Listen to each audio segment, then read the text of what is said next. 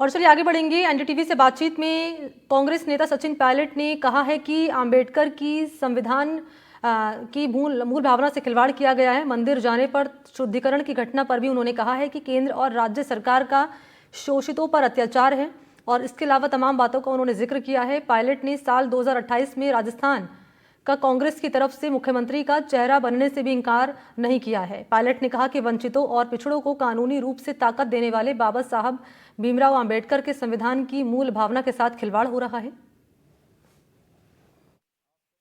Bharat Ratna doctor Ambedkar साहब की जयंती है, उस उपलक्ष्य पे मैं पूरे देशवासियों को बधाई देना चाहता हूं कि उनकी जयंती को बड़े हर्षोल्लास से हम सब लोग मना रहे हैं। और संविधान के निर्माता होने के नाते उनका जो योगदान रहा देश के लोकतंत्र को मजबूत करने में, और जो हमारे समाज में मुख्य धारा से बाहर लोग थे, वंचित, दलित, आदिवासी, पिछड़े, उन सब लोगों को कानूनी रूप में ताकत देने का काम उन्होंने किया था। 2028 में मुख्यमंत्री के चेहरे के रूप में आप रहेंगे? मैंने कहा ना, सरकार कांग्रेस पार्टी की बनेगी। आप मुख्यमंत्री का चेहरा बनेंगे?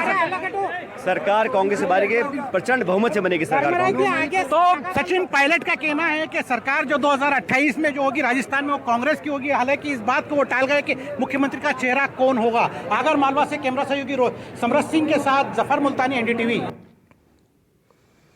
झालावाड़ के रतनपुरा में कांग्रेस के राष्ट्रीय महासचिव सचिन पायलट ने बीजेपी सरकार पर निशाना साधा और कहा कि वसुंधरा जी को झालावाड़ के अलावा पूरे राजस्थान का भी दौरा करना चाहिए, क्योंकि उनकी बात उनकी पार्टी के लोग सुनते हैं। राष्ट्रीय स्तर पर भी उनकी बात सुनी जाती है। वसुंधरा राजे ने एक अधिकारी की शिकायत की तो दिल्ली में हड़कंप मच गया, अधिकारी को एपीओ तक कर दिया गया। इतना ही नहीं, उन्होंने ये भी कहा कि सत्ता के नशे में चूर लोग हमारी नहीं सुन रहे हैं, लेकिन कम से कम वसुंधरा राजे की सुनी जा रही है।